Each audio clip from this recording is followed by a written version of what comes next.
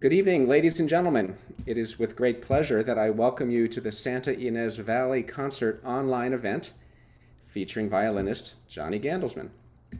I will have a conversation with Mr. Gandelsman before we open up the forum for questions from the audience. Simply submit a question to me through the chat anytime during the 20 or so minutes that I will be speaking with Mr. Gandelsman. We will try to get to as many questions as possible. After the interview is finished, a link will be provided to you to watch and listen to Mr. Gandelsman's performance of the Bach Suites 4 through 6 for cello, but on violin. This video will be available for viewing the entire month of December, thanks to Mr. Gandelsman's generosity to the series. Though this event is free for all, there is a donate button that you can click on should you wish to give to the Santa Ynez Valley Concert Series. This gift is tax deductible and much appreciated, especially during these difficult times. Now, without further ado, please welcome Johnny Gandelsman. Woo! Hello, everybody. I just have to say, Robert, just, right away that Mr. Gandelsman, I think, is my dad, who's probably watching this right now, but I'm just Johnny. And I plan to be Johnny for a while longer. All right, Johnny. Well, I hear you. Not a problem. Before we get to questions about you and your Bach endeavors, congratulations to you and Brooklyn Ryder for your recent Grammy nomination. Thank you very much. It's That's our awesome. first. Yeah, it's our first for the quartet and first for my record label, so it's pretty exciting. Right, and your record label is In a Circle, correct? In a Circle Records, In yeah. a Circle, yes. Good, good, good. Could you tell us briefly about that project with Brooklyn Ryder? Oh, sure. The project started a few years ago. We as a string quartet, Brooklyn Ryder does a lot of work outside of the classical genre, should we say, and when collaborating with musicians of all kinds, from people like Josh Redmond to Bela Fleck to the Irish fiddler Martin Hayes. But a few years ago, we were thinking about what will our next project be that will center just around the quartet, no collaborators, and we really wanted to focus on Beethoven's Opus 132 quartet, and we decided to pair it with 5 commissions from wonderful composers in the U.S. So we got pieces from Rena Esmail, Gabby Frank, Caroline Shaw, Matana Roberts, and Du Yun.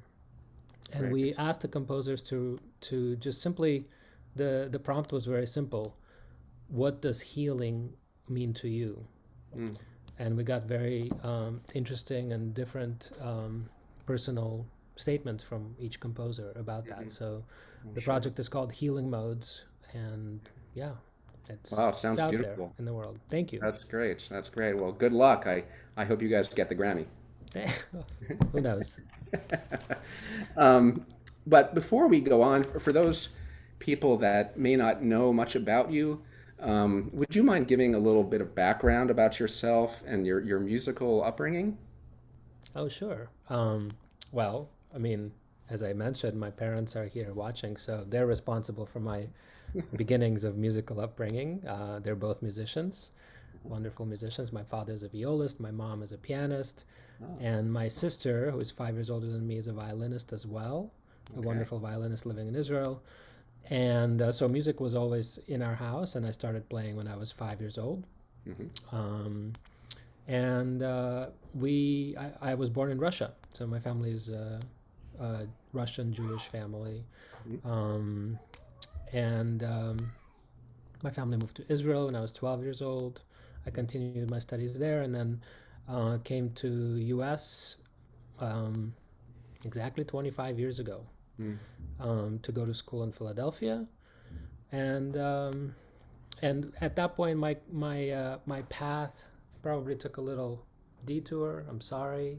I'm saying this to my parents again, but I was I think the original plan was to to shoot for the stars and be one of the like touring soloists and be in that world. But I took quite a detour and started playing in a wonderful chamber orchestra called Wild Ginger Philharmonic, which was one of the first kind of self-governed groups that came up in the 90s. Of course, after Orpheus and groups like that, but that had a huge impact on my musical kind of development. Then I became a member of the Silk Road Ensemble, started by Yo-Yo Ma in the year 2000. I played my first show was the group in 2002, and then a few years later, Brooklyn Rider was formed, and so the quartet has been around for 15 years now, and as I mentioned, we've done so much work both with Silk Road and with Brooklyn Rider. Just working outside of the traditional classical genres, and that has definitely affected my playing, the way I think about music, and even the way I think about Bach. Yeah, yeah. So, but obviously you've maintained your passion for Bach, and that is demonstrated in your two recordings of the sonatas and partitas and of the cello suites. Um, the cello suite recording was released in February of 2020, and that is about a month before we were supposed to have you here live to play what we're going to hear today. That's right. But don't worry, you're going to come back. You're going to come back. I hope so. Your background looks beautiful, so I can't wait to see it in person. Beautiful spot on this earth for sure. So we look forward to that. Thank you. I was wondering if you could sort of describe your thoughts a little bit on each of the suites that you're presenting to us today. Maybe talk a little bit about the effect of the transposition that happens in the suites 4 and 5, and then if you could talk a little bit about the 5-string violin that you use in the sixth suite. Sure. Yeah. So just to say that these transcriptions have existed before. In fact, I think there were multiple versions of the suite transcribed for violin published in the 19th century, and so I'm not definitely not the first person to think of that. But I found the whole project incredibly rewarding. I've always heard these pieces, growing up and being in school, and just hear cellists and violists and my father, playing most of them, and Sure. but what I discovered when I started working on them on the violin was that they sort of they lost a bit of weight, I would say. They became very light and very dance-like, and there's nothing actually like the fourth suite that demonstrates that better. Right. When you hear the piece when you hear that specific suite on the cello, it often assumes sort of a majestic, grand character, and through working on it on the violin, it kind of it shed some of that majestic qualities and became very very playful, and even the first movement, the prelude, which sometimes when you hear it, you think of maybe the background that we're seeing right now in your screen, the beautiful mountains and just something very large. I think of it more like looking at a kaleidoscope, where things just change quickly and create very, very different images that across the movement. And the fifth suite, of course, is it's probably out of the sixth suite. It has maybe the darkest quality to it. But also, I guess throughout the whole process, what I found is that this music allowed for a conversation, with myself. So instead of trying to perform it, like deliver whatever I'm trying to say to the audience, I've been trying to think about just ways to have the conversation, in my head, and just like and maybe even suspend myself a little bit from my own body and just kind of observe it from over here and just see what happens. And I think you'll see in the Fifth Suite as well. It does assume a very different quality than what you may be used to. And then the Sixth Suite, the Sixth Suite originally is written for a 5-string instrument, right. And when I set out to do this project, I immediately thought, well, I have to get a 5-string violin.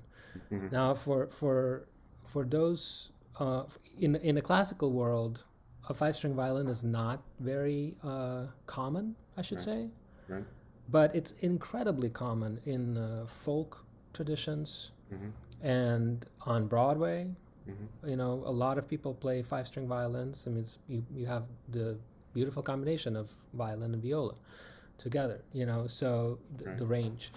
And but Johnny, is there a C string then below the G string? Is that it? Okay. Yeah, yeah, and luckily, for me, I called a friend of mine who has a violin shop in Queens, New York, and he said, "Oh, I have 2 of them right now," right. And I went down and I picked one that I thought sounded the best, and I really enjoy playing it, and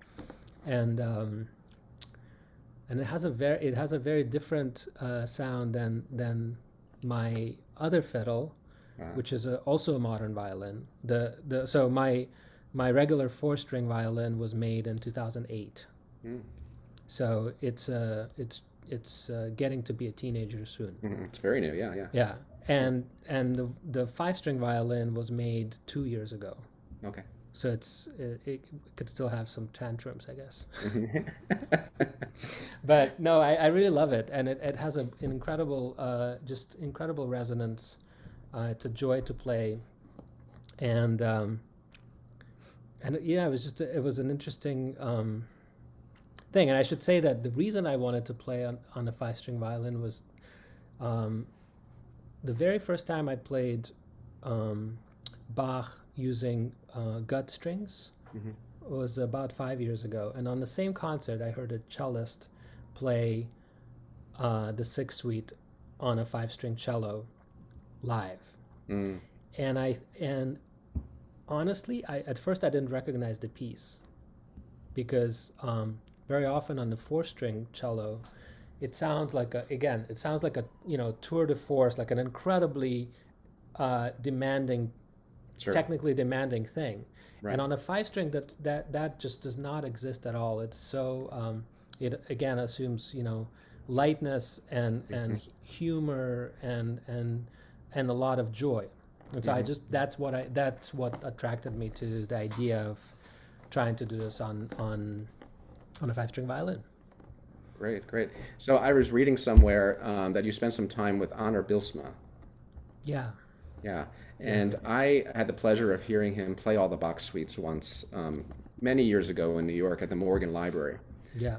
And I forget now, but I assume he did use a 5-string cello for the Sixth Suite. Piccolo cello, maybe. Yeah. Maybe. Yeah. Okay. Yeah. But I remember it being one of the most profound experiences of my life. Honor, for those of you who don't know, is a wonderful Dutch cellist who just recently passed away, but he spent his entire life studying the music of Bach, and every conversation one would have with him, and even with people around him, would somehow end up turning to Bach. You could be talking about the new recipe you just tried, and suddenly you would be like, well, this reminds me of the minuet in the second suite, and so he was absolutely incredible musician and person, and he's inspired so many musicians from all over the world.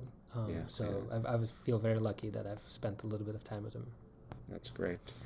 Well, of course, these last many months have been challenging for everybody, and the artistic community has really been dealt a blow in terms of work and career opportunities. And I'm just wondering if you could share a little bit about how COVID has impacted your life and how you've been able to pivot during this time and still create in these difficult circumstances.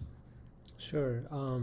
So, as you mentioned, when the lockdown happened and everything started kind of shutting down and getting canceled, I was just I just finished the first part of the Bach cello suites tour on the East Coast, and I was very much looking forward to doing a tour of the West Coast. And since March, I mean, every single performance has either been canceled or postponed or turned into a digital performance like the one we're having right now. And we're the artists that have had the chances to do digital performances are grateful to organizations who've been able to pivot and figure out ways to both present music to their audiences, but also in doing that, supporting the artists. But I've just honestly, I haven't been playing all that much in the last few months. We've done a few things with the quartet, also digitally, and just thinking about the future, trying to get some things done that there's never time to get done, and thankful for the time that I get to spend with my family, which usually, I mean, in fact, I have 2 kids, and there has never been a time that we've been together for 7-8 months straight. That just never happened. So that's very, very special, and I'm thankful for that. Wonderful.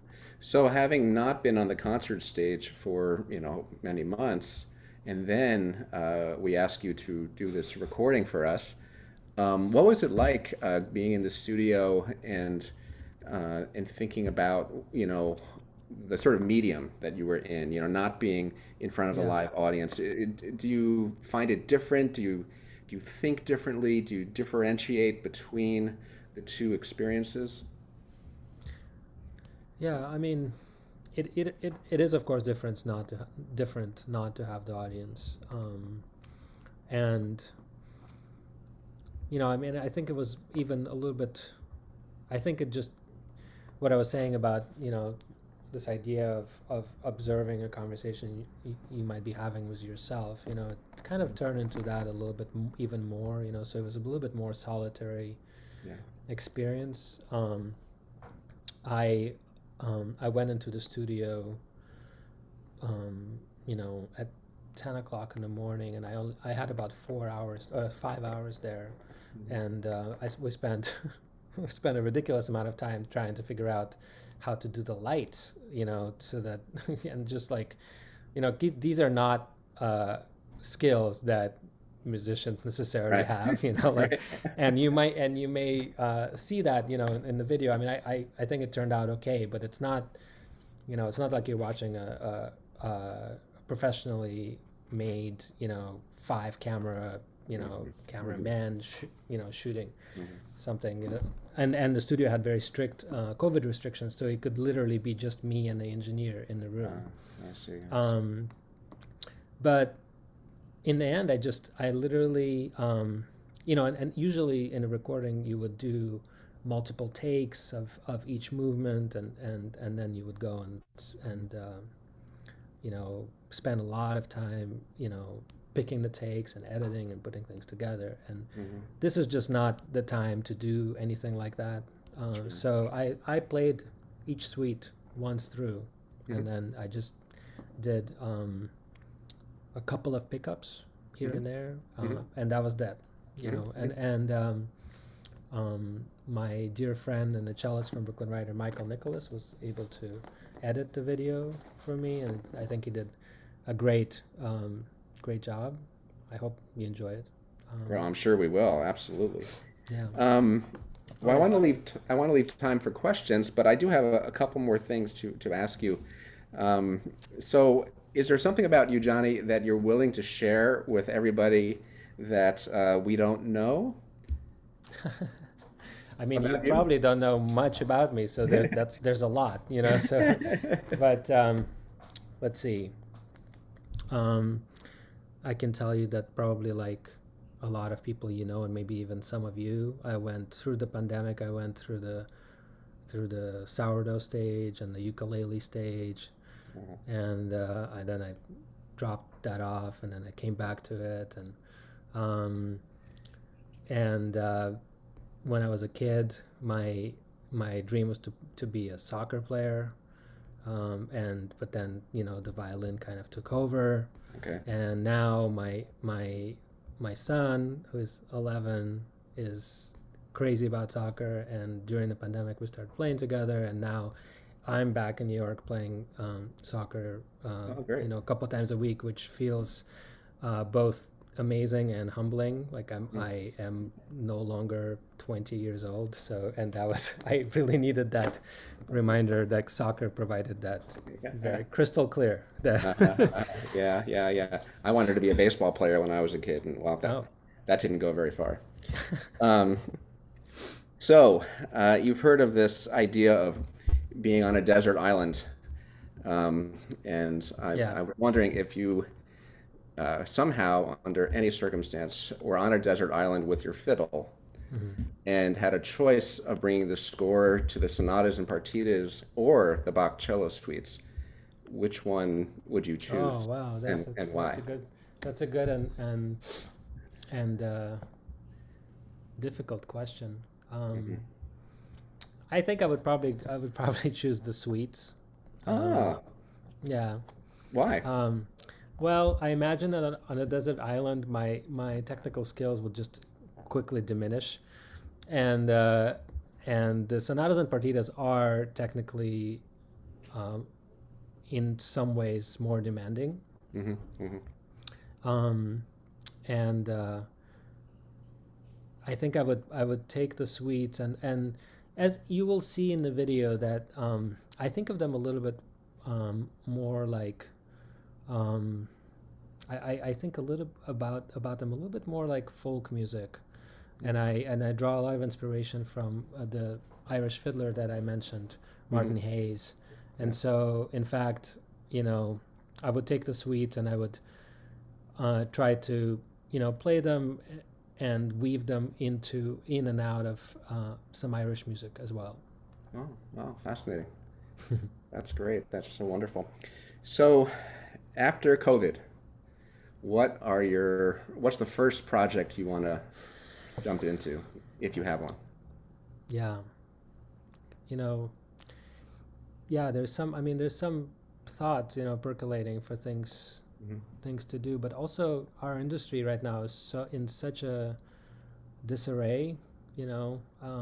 As you know, as a presenter and a performer, presenters are unsure about what to do, what's safe to do, and once things are safe, are they going to present new things? Are they going to present things that were canceled before that are getting pushed into the new year? So it's really unclear when Hmm. this, the platform will be there to unveil, to actually do new projects. Yeah, of course.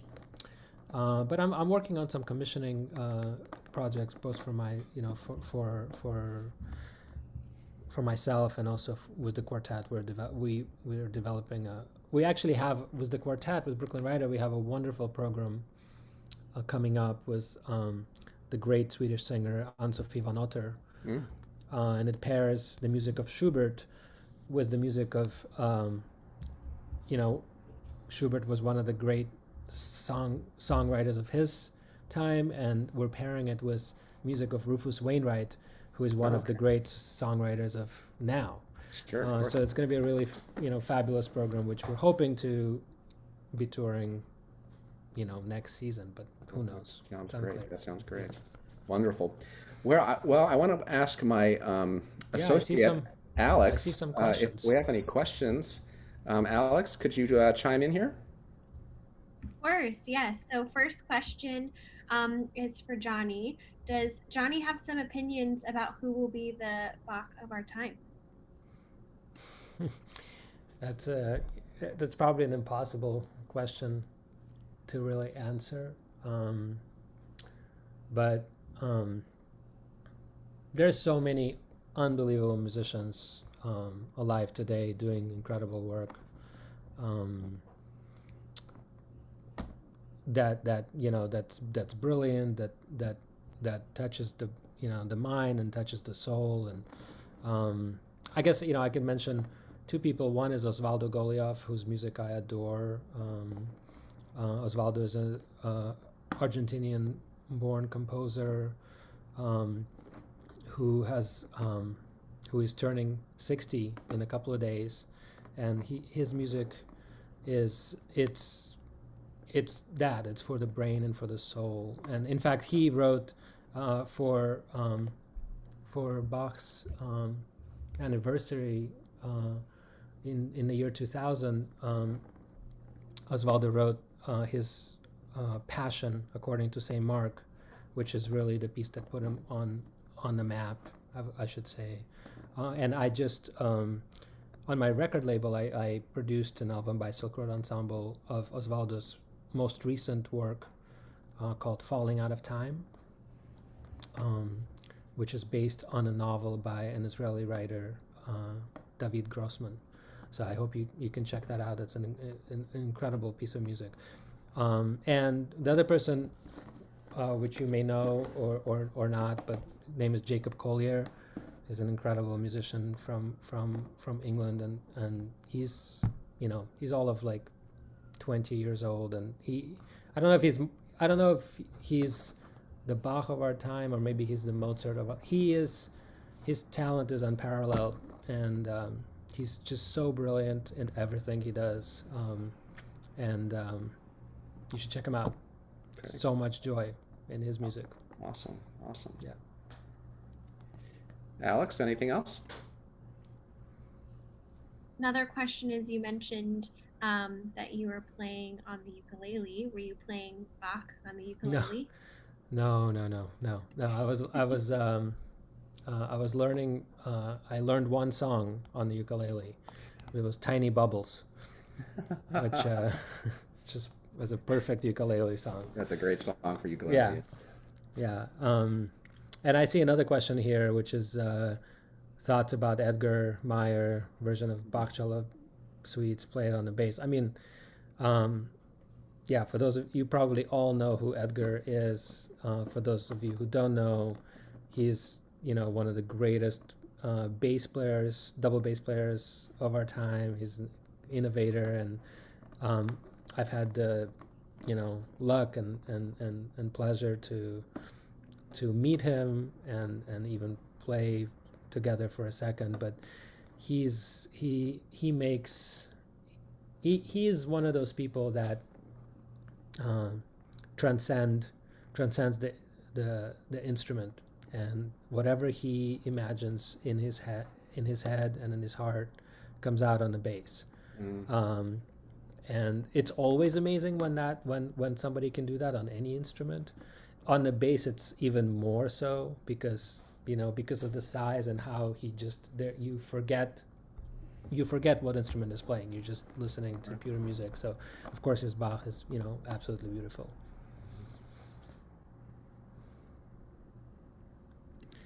Alex,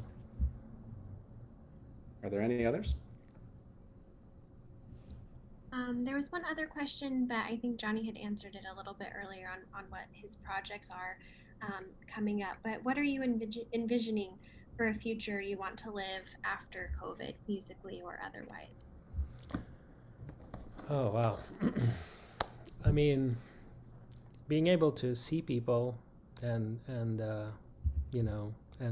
hug a person and invite people over for dinner, and go see my parents, and them to see my kids. And it's I think this time is definitely shown both like the incredible problems that we have here in this country, but also a lot of things that on individual level that we that one can be grateful for, and things that in the normal time, in normal like hustle and bustle of doing whatever it is one is doing, is easy to forget and to miss. So I'm going to try to hold on to those things when things go back to whatever the new normal is. For sure, for sure. No, I think we all would like a hug, definitely. Yeah. It is something we all need as humans. Well, Johnny, thank you so much for joining us today and for sharing your music making with us. We look forward to having you here in a live performance in California as soon as safely possible, hopefully next season in 21-22. Ladies and gentlemen, thank you for participating in this interview. And now, please enjoy Johnny Gandelsman performing Bach via the link we have provided for you, perhaps with your favorite beverage. Happy holidays and good evening. Cheers, everybody. My invisible drink. Yes. Thank you, Thanks, Robert. Johnny. All right, take it easy.